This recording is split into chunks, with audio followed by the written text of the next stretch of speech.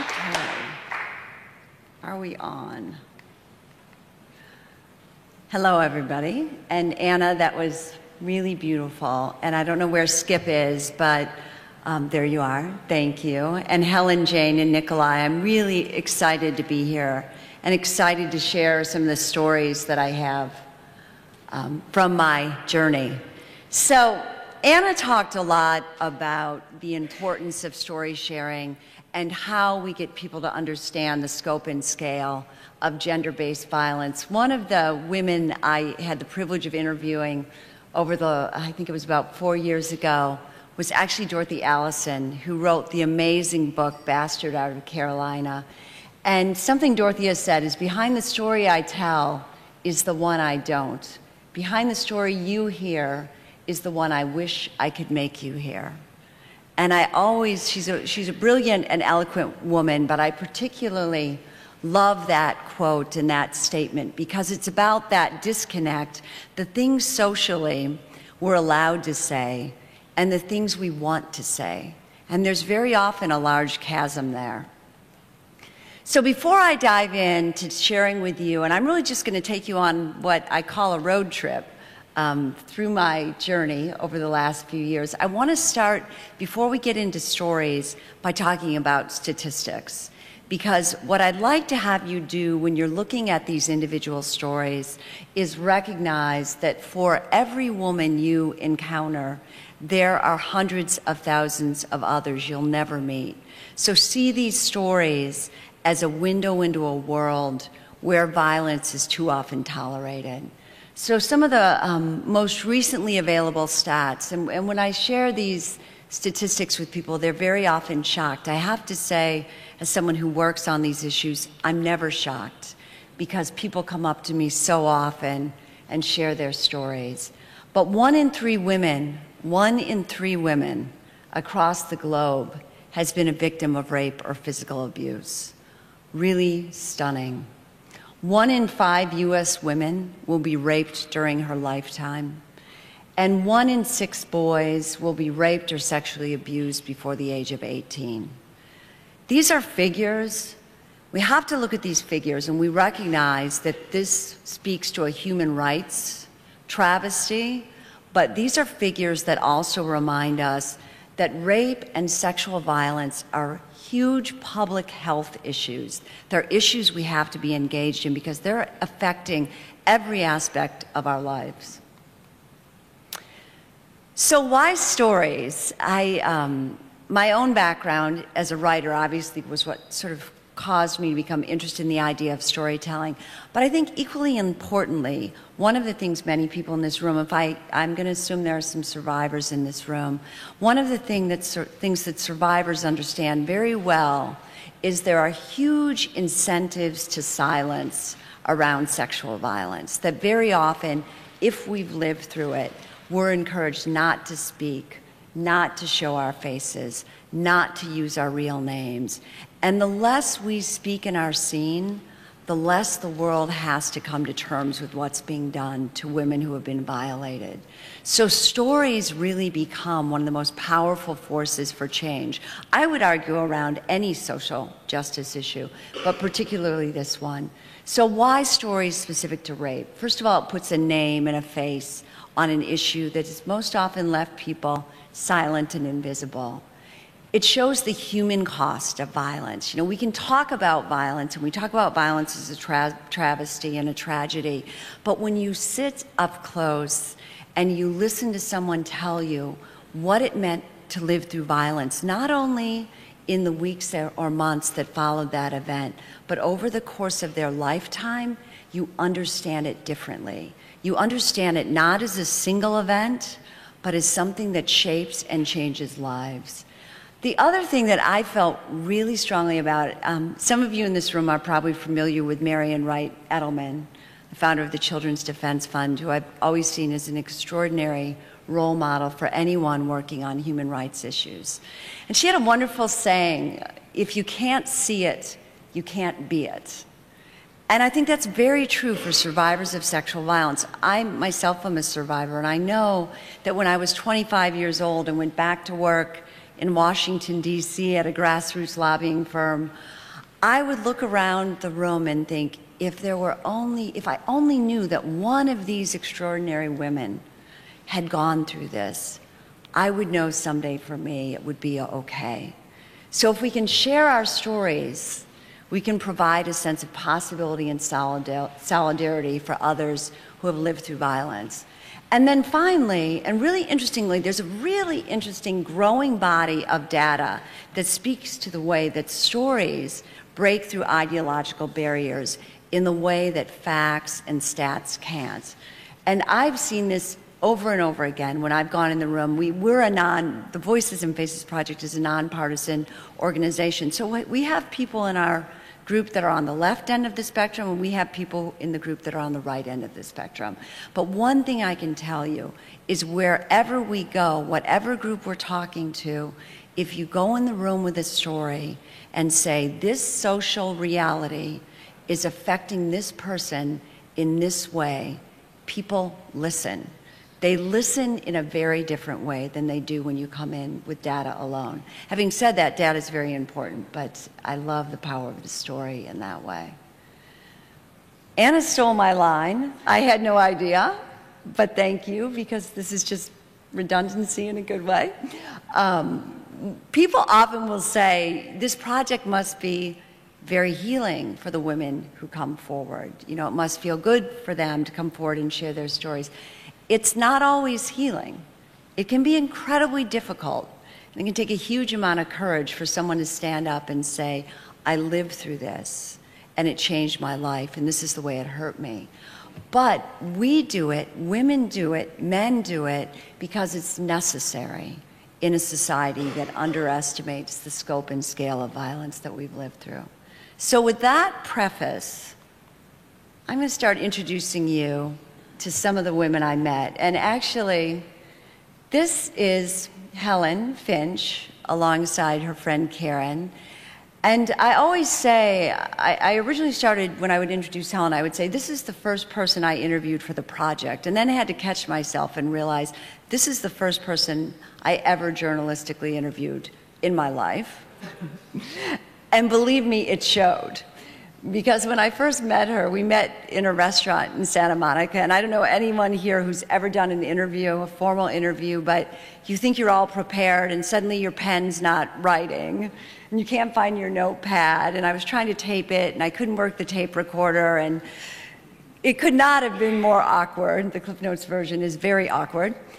And Helen looked at me, you know, there's like a slight sense of sympathy there, and she looked up to the waitress, she summoned the waitress and said, we need a pitcher of margaritas at this table. Thank God, because we really did need a pitcher of margaritas at the table. And that, in a certain sense, is Helen. You know, I mean, she's just so joyful and so beautiful, but she is also a woman who, in her 80s, was the victim of rape.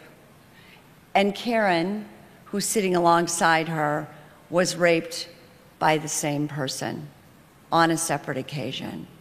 I had the privilege of talking to Anna and some of the students earlier today, and we were talking about all the ways we try to say something a woman or girl did is the reason this happened. You know, it was that she went out too late, she drank, she wore this. You can't look at a photo like that and see these two women, these two very different women who were both raped, and say, it's something someone did. You just can't. The other thing I learned from Helen that I'm so grateful for is this, you know, this was something she said early on in the first interview, if we don't go on living, they may as well have killed us. You know, her desire to reclaim her life was that strong and that great. And this photo was taken at her 90th birthday party, and I'll never forget, I took her aside that night. She reminds me a little bit of my own grandmother, and I took her aside, and I had wanted to say something to her for a long time about how I felt about her experience. And I said, Helen, I want you to know I am so sorry that you had to go through this when you were 80 years old. No one should have to go through this at your age. And she looked at me and she said, And I want you to know, I'm so sorry this happened to you when you were 25. I had my whole life before I was raped, but you're gonna live with this for the rest of your life. And what was so moving to me about that was her capacity, Helen's capacity, to leap out of her own pain and leap into someone else's, to say, how do I connect my own trauma to what someone else may be feeling? That imaginative capacity. I often think the failure of compassion is a failure of imagination. We can't imagine ourselves into someone else's pain. But that's what Helen did so beautifully. Carol is another really extraordinary woman that I interviewed. And when she was raped in New York, she was an emergency room nurse at that time, but didn't want to be taken for some obvious reasons to her own hospital. And so she was taken to the hospital and taken into the emergency room. And the doctor, who needed to do the sexual assault exam, came in the room, did not say hello to her, did not acknowledge her really at all, picked up the rape kit and began to read it and was clearly confused. So confused, in fact, that Karen, who was a nurse, ended up helping him read the instructions so he could do the exam for her. And she told me that in that moment, she knew she was going to study to become a sexual assault nurse examiner, which she now is. She now trains people all over the world. But interestingly, she also told me, when I asked her about that experience, what was most difficult? The fact that this person did not know how to do this exam, which could potentially put a prosecution at risk? Or was it that he responded to you with such seeming indifference? And she said that without a doubt, it was the indifference. And it's such a reminder for us. Everyone in this room may have some moments when you're either interacting with someone who's disclosing to you that they've been a victim of violence or someone who's disclosing some other trauma. And the way we respond and the compassion we show or don't show, that changes people's lives. One of the things I've heard over and over again, when I've talked to a survivor who's kept her story in for a long time, I'll often say, why? You know, why did you remain silent that long? And the answer I almost always get is, I tried to talk to someone. The first time I tried to talk to someone, they didn't want to hear me, or they didn't respond with compassion. And that can really shut people down. So something Karen says all the time is, if this person who comes into my emergency room never hears it again from anyone else, what they're going to hear from me is, I am so sorry. I want you to be okay. Just those words can change someone's life, and it's humbling to think about that. Beth, I met Beth not long ago, but she was a student in the 80s at William and Mary, and while she was a student, she was raped by a very popular lacrosse player on campus, and the university effectively declined to investigate this case. She was ostracized by the students. She felt like her professors didn't really support or want to hear from her. And basically, she sees that rape as the through line in her life. There was the Beth before she was raped, who was outgoing and a good student and passionate about school and engaged in her academic community. And there's the Beth after she was raped, when she had to move off campus, when she felt afraid every time she saw a lacrosse player, when she felt sad every time she tried to reach out to a teacher or a professor who didn't support her. Beth actually dropped out of school a few credits short of graduating. It was too much for her to be in that environment. And it took her 10 more years to get back to school. You know, I was talking earlier with the students about a wonderful movement called Know Your Nine, which is being driven by college women all across the country who are demanding that their universities protect their Title IX rights by investigating sexual assault cases and charges. And I asked Beth what that felt like, and she says, it felt like what I wish had happened two decades ago. But the students said something to me about stories like Beth, which was that when they first realized the scope of scale of violence on their campuses, they very often thought, wow, this is our new phenomenon, this is what's happening now. And then they started to realize that stories of rape on college campuses were as old as campuses themselves. And that realization, the stories of women like Beth, have really fueled the Know Your Nine movement. And I love that about the movement. I love that about these young women who are saying it's about now, but it's also about honoring the damage that's been done to our sisters in the past. I have so many conversations about how to end rape, what will stop rape. And very often those conversations, unfortunately, veer into how can we as women avoid being raped. And I had this rare privilege of interviewing Michelle De La Calle, who was raped when I believe she was 18 years old. A few years later, when she gave birth to her first son, I think he's about 4 months old in this photo. And basically, the thing we agreed on is the only way rape will end is if men stop raping.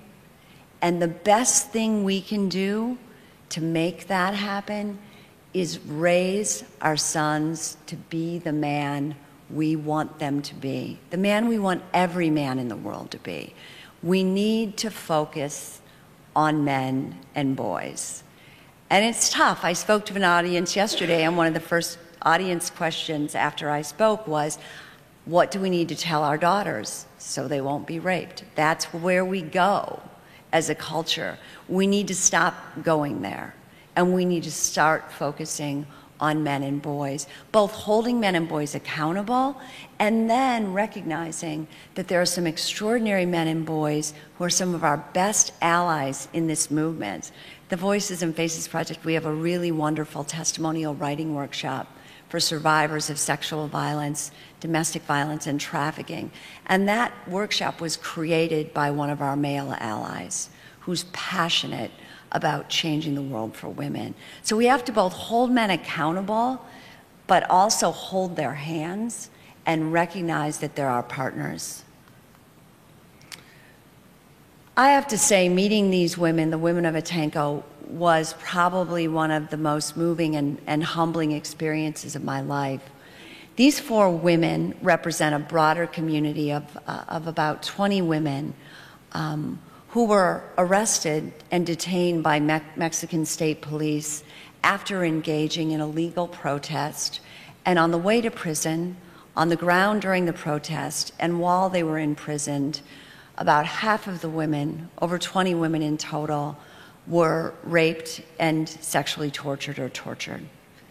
Now, Mexico right now knows, the Mexican government knows, there's no question that this occurred. The Mexican Supreme Court actually issued a formal statement saying massive human rights abuses occurred during the events of Atenco and in this prison.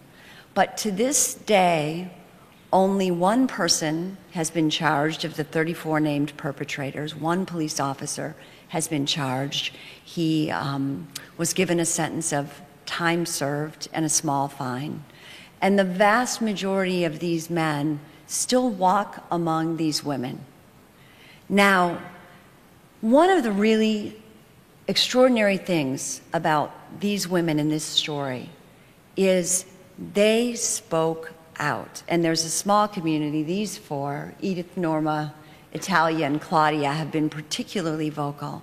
But there are 11 women who are speaking out across the globe about gender-based violence in Mexico, about the degree to which sexual violence is used to repress women and to clamp down on social protest. So when they talk about sexual violence, it's really important. You know, we've talked a little bit today about stories of people in the U.S. who have lived through violence. In their community, sexual violence is being used as a tool of political repression and oppression. So they don't see justice as their perpetrators being convicted. They see justice as a sea change in Mexico.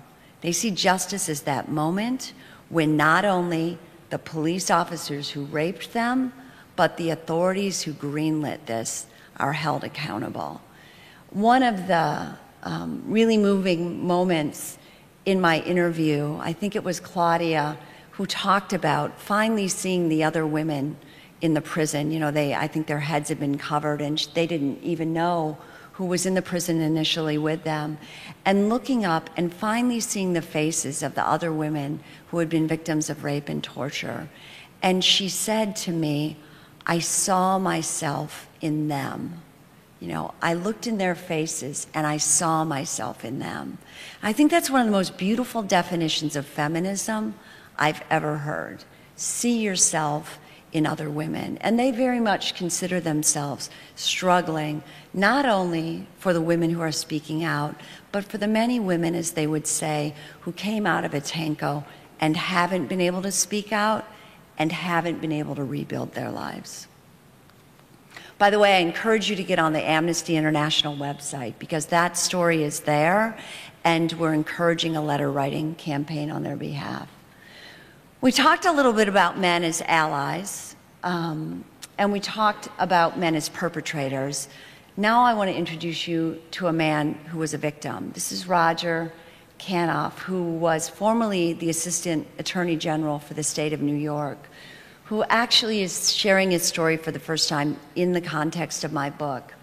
And Roger, for years, prosecuted sex crimes and elder abuse and child abuse cases. And one of the things he said to me when he finally decided to be a part of this book was, I've been standing alongside and speaking out on behalf of victims all my life, saying, I'm speaking for them. And I wanted to finally say, I am speaking with them. And symbolism for him is everything. And he, I think, very much feels, as many of the men I've met who have chosen to come forward feel, that the power of their story sharing, in many ways, men who are coming out now are where women who are coming out in the early 70s were, way back then, when there weren't voices and faces. And so he's really at the center of a movement that reminds us that at this point, we don't really know the scope and scale of sexual violence against men. There's some credible data out there, but there's so much silence that we don't know. And Roger wants to change that. I want to talk just briefly about sexual violence and sexual exploitation and trafficking, because I think many people don't understand that the vast majority of women who enter prostitution or who are trafficked have fled violent or abusive homes, are often victims of childhood sexual violence, and enter the sex trade because they're fleeing such violence. And Brenda, who's on the right, she's photographed with Rachel Derslag, who does some really extraordinary work, anti-trafficking work, is one of those stories. She grew up on the west side of Chicago in a home that was physically and psychologically abusive and where she experienced sexual violence. And one of the things she told me about her growing up, beyond the fact that there was a huge amount of grief and sadness living in that violent situation, was that she would sometimes look out the window and watch the women on the corner who were in prostitution.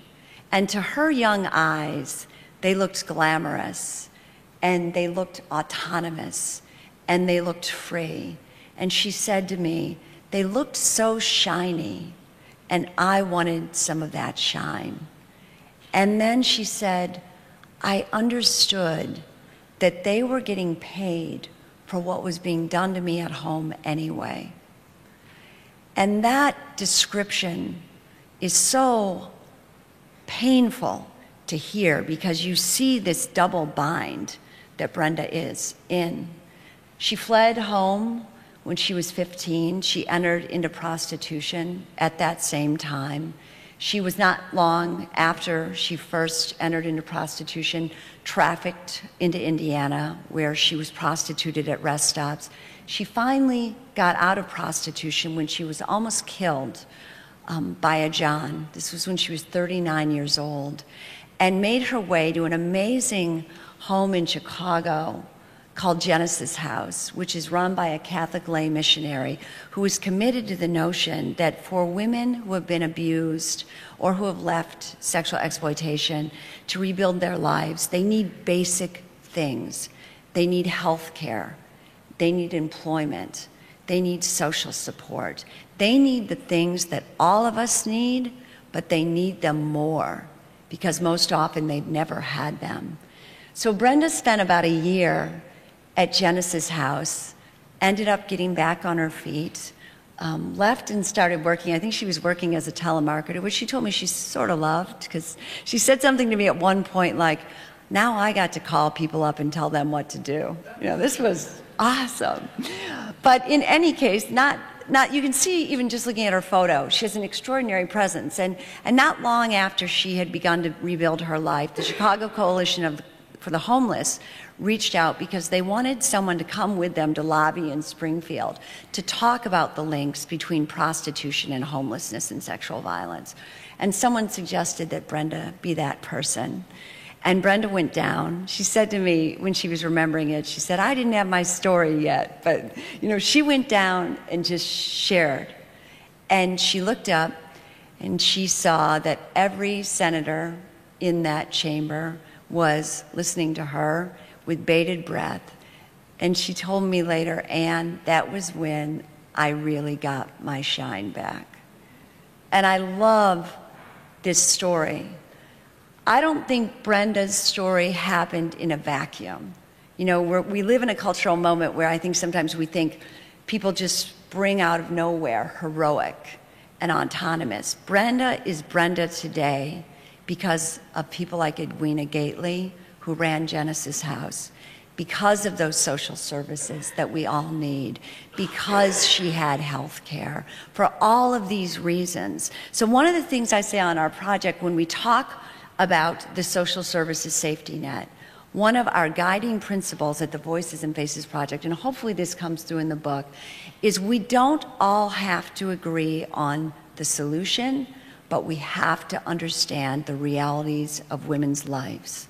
Because very often when you do, you are going to look at things like national health care in a very different way. You're going to look at those social programs that are also often called feminist pork very, very differently. You're going to say, these programs change lives. They change Brenda's life, and they allow her to change the lives of people around her, and that cannot be underestimated.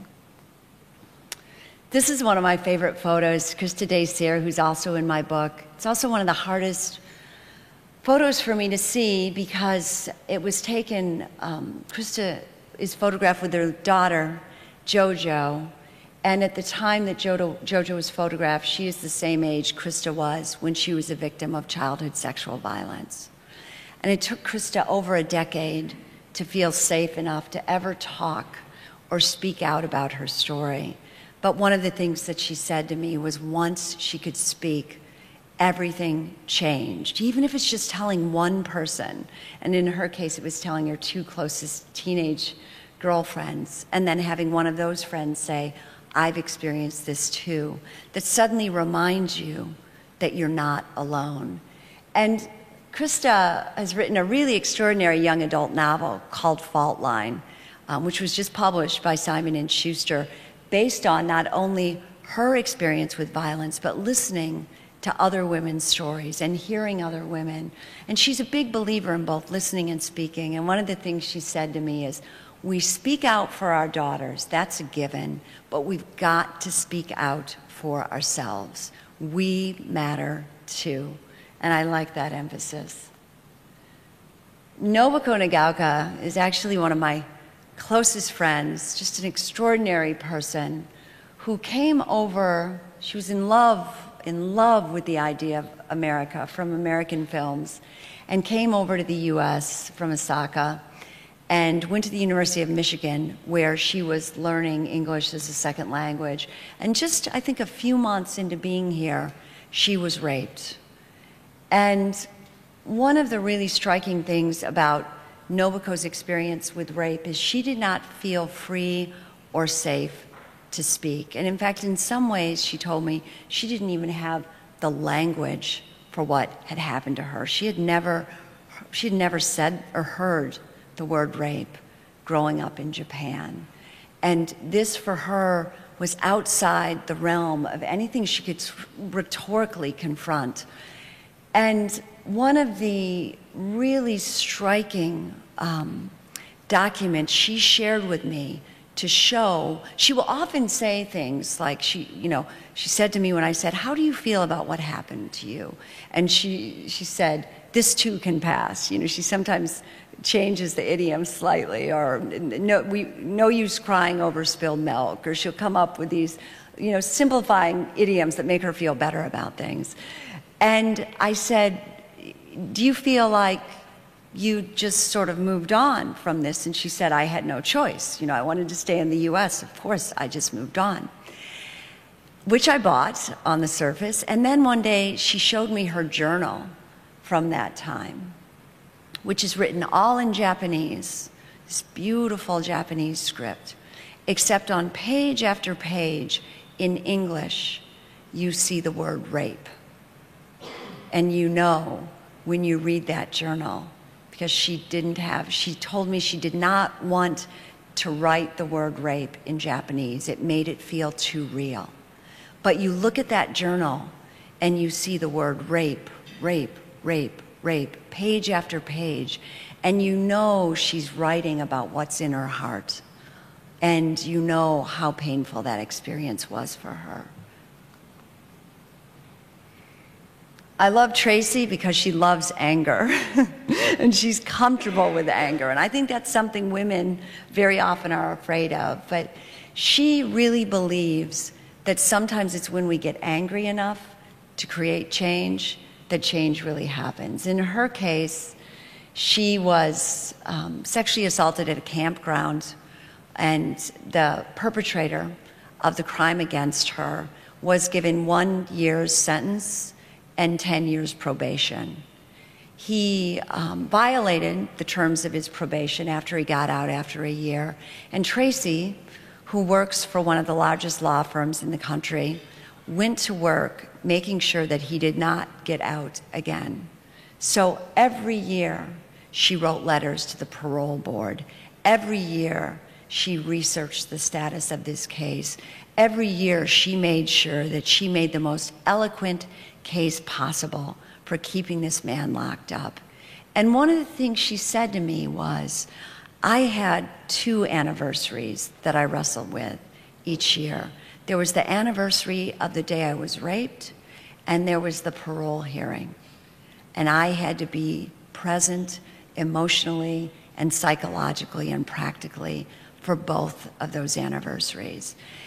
Now, Tracy will say that what kept her going in many ways during that time was that anger, that outrage that she felt that this was happening.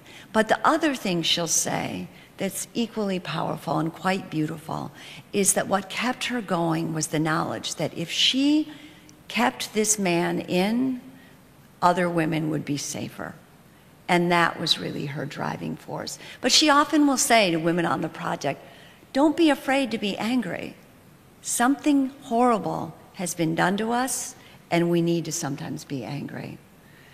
This is a really amazing woman, Sister Fa, who's one of the most prominent rap stars in West Africa, and is traveling Senegal and the Gambia, and I had the privilege of touring with her, reaching young girls through music with a message about forced marriage and female genital cutting, which basically are both against the law in Senegal, but they are not against social custom. So we actually were traveling into some of the most remote areas, and it was really beautiful to see hundreds, in some cases thousands of young men and boys and girls and women come out to hear Sister Fa sing and then encounter Sister Fa's message about what sexual violence means, what forced marriage is, why female genital cutting should not be accepted.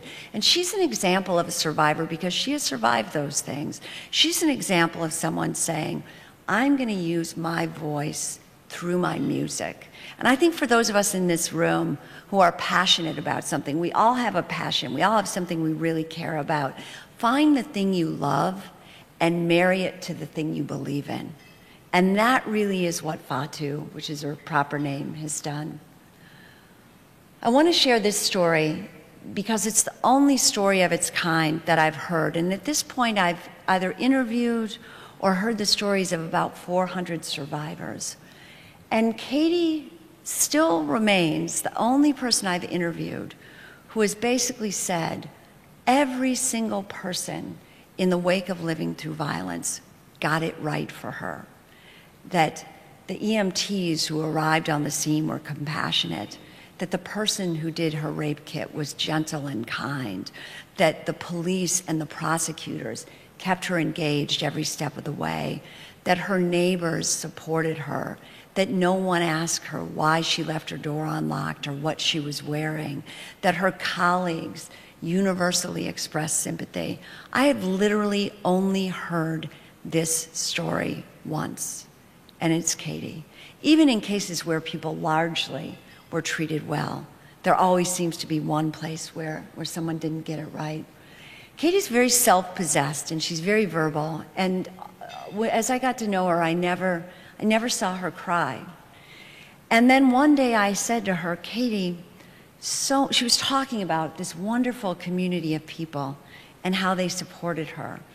And I said, Katie, what do you think would have happened if that wasn't the case?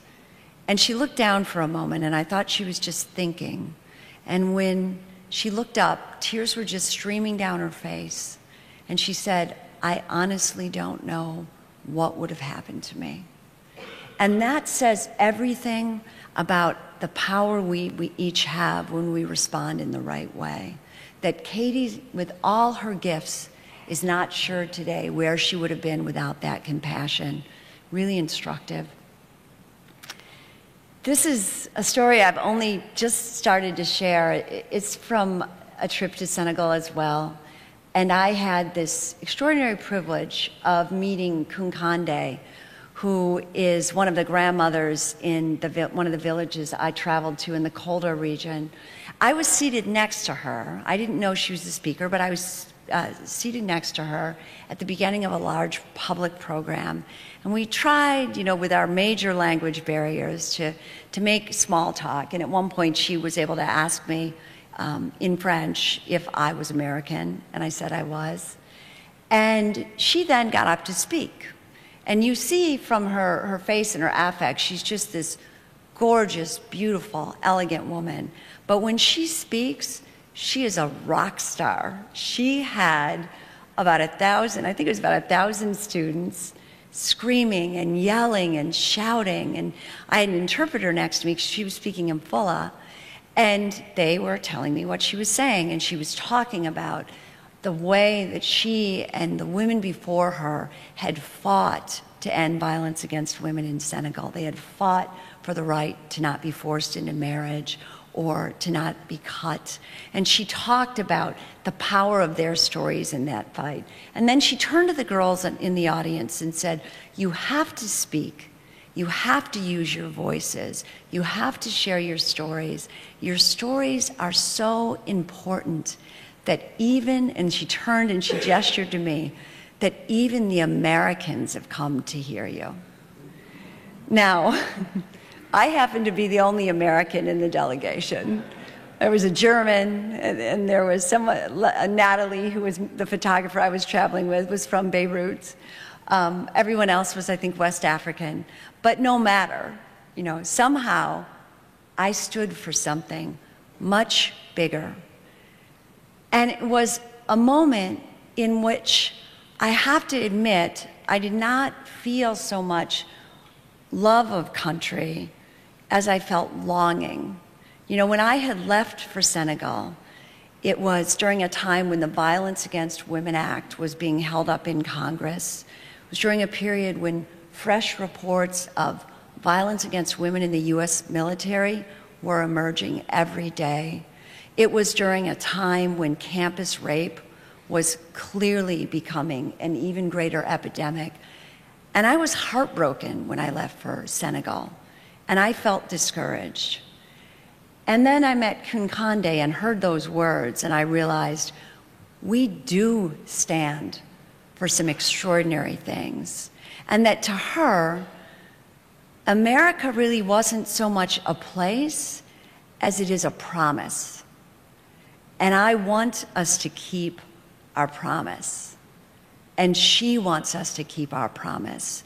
And the beautiful thing about encountering someone miles away from your own home is that you can see your home through fresh eyes. And she allowed me to do that. I want to close with, I know President Clinton is actually quite a fan of Cesar Chavez and Dolores Huerta. Some of you may know these two. I hope you know these two. Extraordinary people, and who founded the United Farm Workers. And actually, I feel a special, interesting connection to them historically, because my very first consciousness of any sort, my mother's in the audience today, my very first consciousness of any sort of social protest was when our family engaged in the grape boycott in the, I think, late 60s. I mean, I was really only, I think I was 4 years old at this time, but I remember we would not buy grapes because of labor conditions in California. And that was my introduction to the idea that the actions we take can change lives in places we don't even know. Years later, many, many years later, because we share a mutual friend, I had the extraordinary privilege of working with Dolores and Monica Ramirez, who founded an amazing project called the Bandana Project that addresses violence against immigrant and farm worker women. We came together to do a public event in Chicago about violence against immigrant, farm worker, and undocumented women. And Monica and Dolores asked me to speak alongside them at this event. So I have to say, for me, meeting Dolores would be something like my niece meeting Miley Cyrus, or maybe not. Maybe we can find a better pop star. But in any case, I was that starstruck because this woman is that extraordinary. And we did this program. 300 people came out from Chicago to talk about this issue. She spoke, Monica spoke, a couple other women spoke. I had the privilege of speaking, and I was fired up. We got off stage, and we were all talking, and I said, now we need to talk about next year's event, and let's talk about the way we're going to reach out to this community and what we're going to do and all the work we have to do. And Dolores basically looked at Monica and myself, and she said, no, now we're going dancing. And I have since learned she quite loves to dance. But the wonderful thing about that is it's such a reminder for the people in this room, a lot of us who are working on social justice or human rights issues, it's really hard work. It can be really, really heartbreaking work. And you hear sad stories, stories that sometimes you can't write a new ending for. And that makes this work difficult to sustain. And yet what she reminded me in that moment is we're fighting for justice, but we're also fighting for joy. We're fighting for other people's joy, and we're fighting for our own joy. And I will always feel so deeply indebted to her for taking me out of that moment when I couldn't get out of the work and telling me, now it's time to play. So just a couple of closing thoughts. The case for speaking, it was funny, I was telling someone recently that I love to read, and after I survived sexual violence, I turned to Dorothy Allison and Toni Morrison and Maya Angelou, all of the writers I think I've most admired who've written so eloquently about violence against women. So it's somewhat ironic that now I'm going to cite a dead white male, but nevertheless, I am. W.H. Auden, who's a poet I also love, and this line to me summarizes everything I believe about the power of stories. All I have is my voice to undo the folded lie. We all have a voice in this room, and that's the amazing thing. They haven't taken our voices away yet, and when we use them, they can do some extraordinary things. But point to counterpoint. The case for listening. You know, we are in a moment where we're encouraged to post and tweet and declare and make 140-character statements. And some of that, social media has been a really extraordinary force in revolutions and in social change and connecting individuals. But as much as we're learning how to speak and express, we need to remember that it's just as important to listen. And this idea of a silence that's not solitude, but compassion holding its breath, giving someone else the space to speak, I think is one of the most important ideas in the world. So when we're out there speaking out as activists, and when we're talking about what we've lived through, we have to remember to allow other people that zone and that space. So I want to close now, and I don't know if we'll have time for questions or we want to do questions, but I want to leave you with the thought that change is not a solo, it's a chorus. And real change occurs when individuals come together and they work together and they make change happen. So I hope you'll get involved in this movement. I would love it if everyone in the room could take one story they've heard here today and share it with someone else. If you'll do that for me, I don't know where they're going to go. And I like that thought of how we can transform together. And I'd love to have you get on our website. I'm going to be sticking around to sign my book, Live Through This, and you can read more about all these women there. And of course, feel free to follow us on Twitter. So, thank you very much.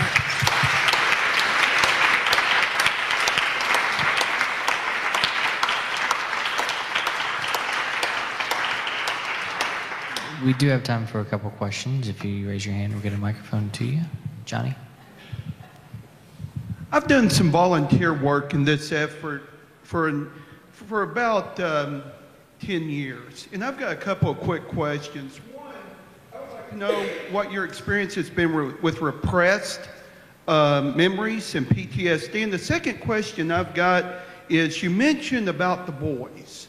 I'm wondering, what would you think of dating courses for girls, and of course boys too? Because I came across an interesting article on a blog that mentioned often women are more attractive to narcissistic boys, maybe your bad boys, and I wonder if that might lead to some instances of date rape also.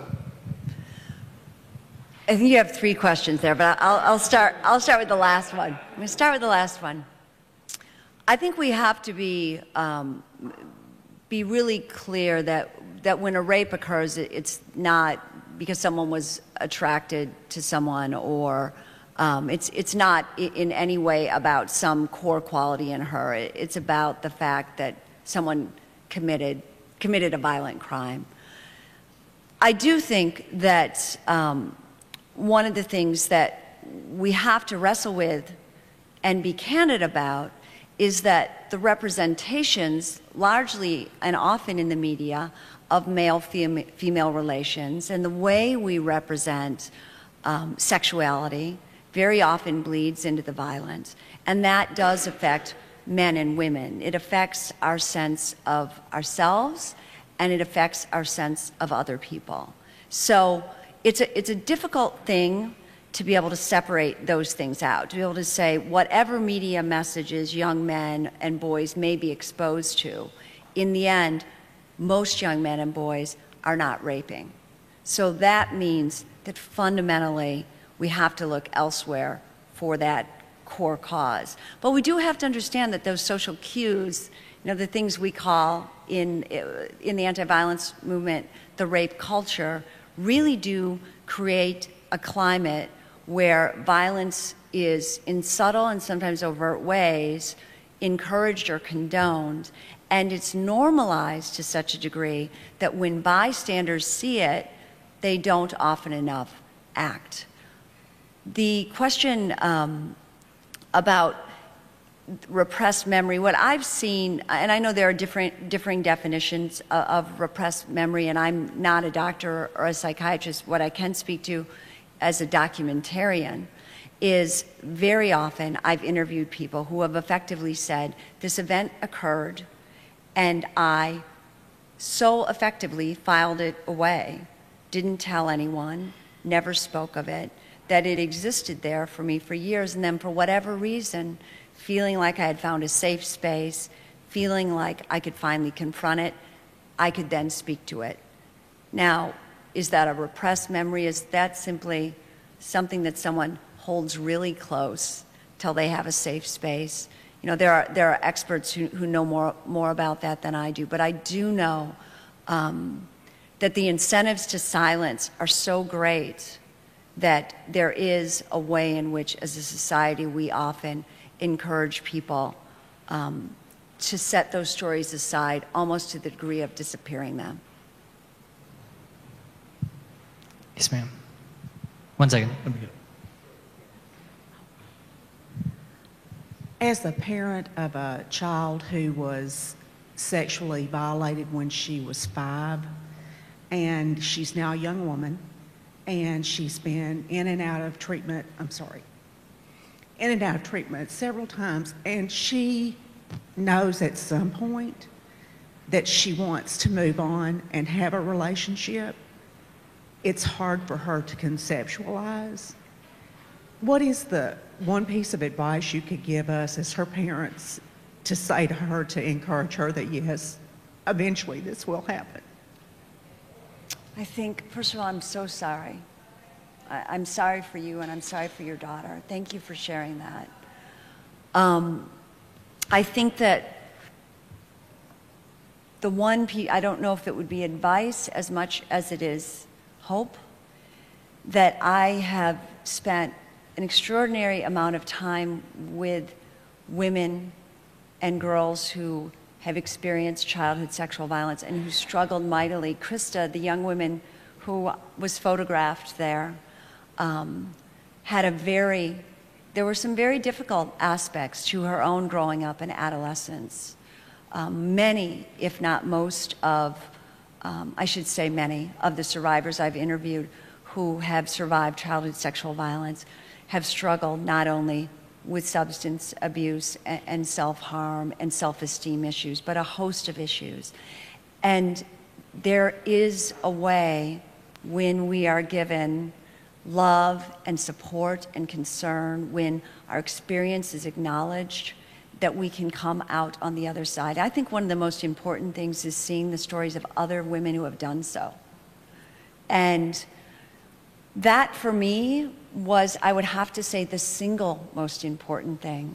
You know, I had the privilege of having some of the social support, which it sounds like your daughter has, but what I didn't have at that time, this was in the early 90s, were role models, you know, people who could say, you know what, Ann, I went through that, I struggled like that, I couldn't imagine I could ever date, all those things. And someone saying, it's gonna take a long time, it can be painful, but there is another side. The only other thing I'd say to you by way of advice as a parent is that living through any trauma, not just sexual violence, a traumatic experience, is it is a lifelong struggle in a way, which means I have gone through very long periods of my life where I've thought, wow, this is almost as if this never happened. And then bump up against a moment where I suddenly realize I feel this pain again. Sometimes it's because of something else in my life, sometimes it's something in the media, but you want to understand that this is not the kind of wound that is disappeared. And to the degree that you can do that, I think that that can be helpful for your daughter. But honestly, just the fact that you're here today and that you ask that question and your clear love for your daughter, that is going to be so important in her recovery. And I didn't think that she was one of those stories where when it didn't happen, everything was Right. and it was amazing how everything went exactly as it needed to go to support her when it did happen. And that is going to bode very well for her, I have to say. Thank you. Well, Ann, thank you so much for coming back to Little Rock. Helen Jane, thank you again. And please come over and visit with Ann, and she'll be here for a little bit longer. Thanks again. Thank you.